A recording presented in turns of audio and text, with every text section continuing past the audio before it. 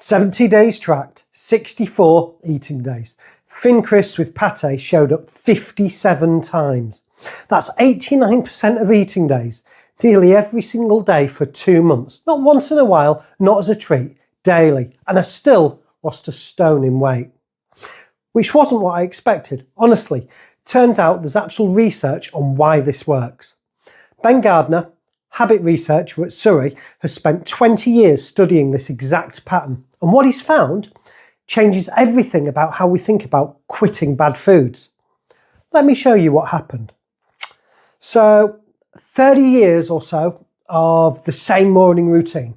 Coffee, biscuits, screen time, every single day.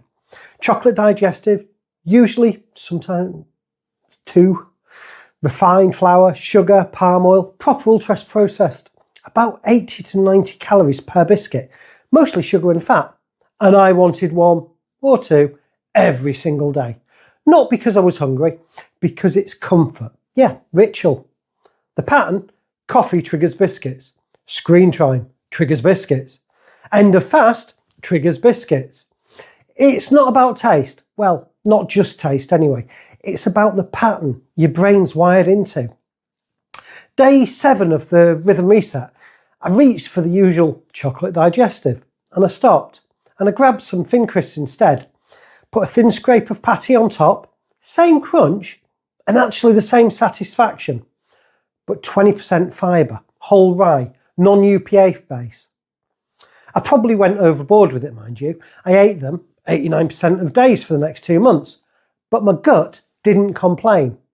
Across 64 days of tracked food, my diary, thin crisps, 59 mentions, days consumed, 57 out of 64. Frequency, 89%. Weight, 14 stone 2 at the start, down to 13 stone 2. 1 stone lost. Waist, 42 inches, down to 38.5. 3.5 inches off. My trousers literally falling off. The thin crisps didn't stop the weight loss, they enabled it, I think, because I wasn't fighting cravings every day. I was satisfying them with something better. Here's what I thought would happen. I thought quitting biscuits meant willpower, white knuckle resistance, be good for a few days, then I would binge. Repeat until I hated myself. That's what I've done for years. Hasn't worked, didn't work, because I was trying to eliminate the behaviour.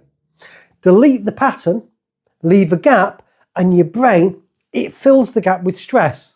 I want a biscuit. I can't have a biscuit. I'm depriving myself. It's not sustainable. So instead of fighting it, I swapped it. Non-UPF base, the thin crisp, whole rye, high fibre. On its own, let's be honest, tastes a bit like stiff cardboard. So I added a thin spread of pate. Now, pate is ultra processed. I'm not pretending it's a health food, but I'm using it as a condiment, thinly. Vehicle for the flavour, not the main event. And some days it was just butter. Some days it was just pate on its own. Chocolate digestives, 80, 90 calories. Refined flour, sugar, palm oil, UPF throughout.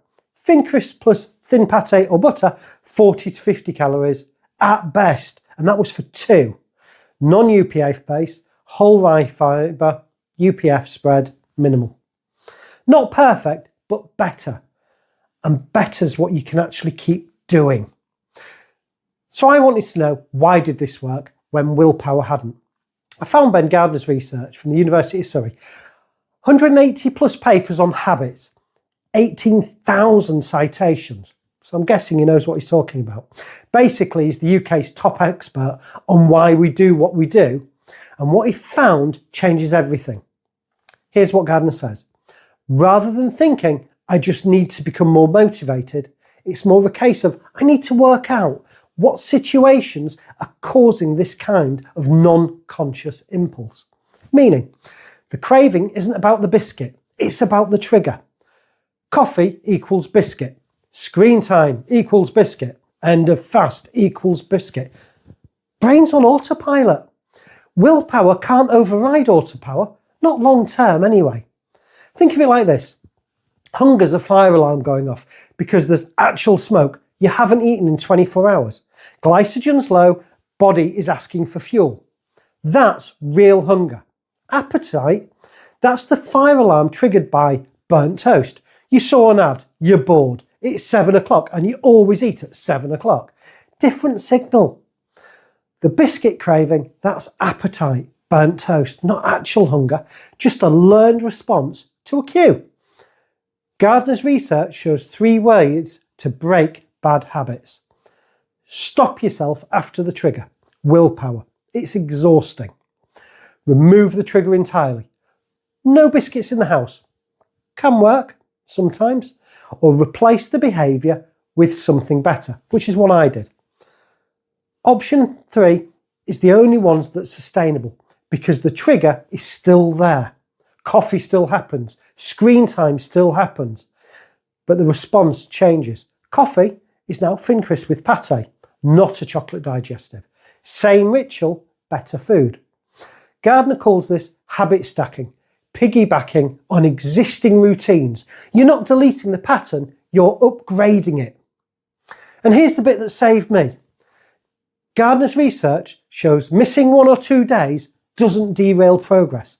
The odd missed opportunity here and there doesn't really seem to be that detrimental.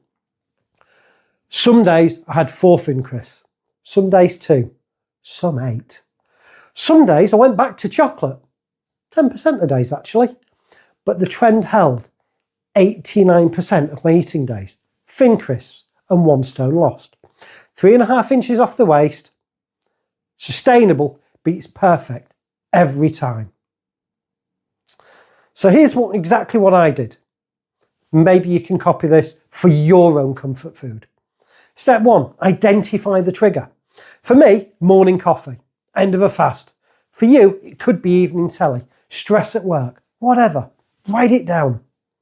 Step 2, find a non-UPF based thin crisp for me, but it could be oat cakes, rice cakes, plain, not flavoured, rye crackers, any whole grain, high fibre base. Step 3, add minimal flavour. Pate for me, or just plain butter. But it could be thin scrapes of butter, nut butter, small amount, cheese, a thin slice, hummus. The key word really is thin. You're not making a meal, you're satisfying a ritual. My eating window over the 70 days was 4 hours. Thin crisps were always inside that window, not breaking the fast, not grazing all day. It was contained, it was controlled. I logged every thin crisp, kept me honest. Some days, as I said, I could have 8. Some days it was only 2. But I knew awareness prevents creep. One more thing, you're going to slip some days. One day you'll eat the chocolate digestive instead of the thin crisp. Or you'll eat both. I did. Here's what most people do. I've ruined it, had a biscuit, Friday night, week's destroyed. May as well order delivery all weekend. I'll start fresh on Monday. One slip is 5 seconds lost. Sitting on the ice for 3 days gives you hypothermia. Don't do that. One meal doesn't ruin your progress. Quitting for a week because of one meal does. Get up, keep walking. Or think of it like tiling a bathroom. You lay 95 tiles perfect, 1 tile's cracked. Perfectionism says, ruin, tear it all up, start again. Result, no bathroom, pile of rubble, months wasted. Pragmatism says, 1 cracked tile, I'll replace it next week. Result, a functional bathroom now. 1 tile fixed later doesn't tear up 95%, good tiles because of 1 bad one. Just replace the cracked tile and move on. Here's what 2 months of thin crisps taught me. You don't have to eliminate comfort foods. You have to find a better version of them. Non-UPF based where possible, minimal additions. Inside your eating window, and here's the bit Gardner's research proves. Substitution works because you're not fighting your brain. You're working with it. The trigger says the ritual stays, just the food changes. It's taken me 30 years as an adult to figure that out. Probably should have known sooner, but here we are. The 3 steps. Identify your cravings. What do you reach for daily? Find a better base. Non-UPF, high fibre, ideally option. Make it sustainable. Put something on it to make it taste good. A thin spread and have it with inside a window. And track it. That's substitution, not elimination, not a willpower. It's strategy. Quick reminder, this is what worked for me. It might not work for you. It's educational content, it's not medical advice. Speak to your GP before changing your diet or fasting patterns. It's your body, it's your GP, it's your decision. Next up in this series, chocolate on 61% of days. How I had treats most days and still lost weight. I'll see you there.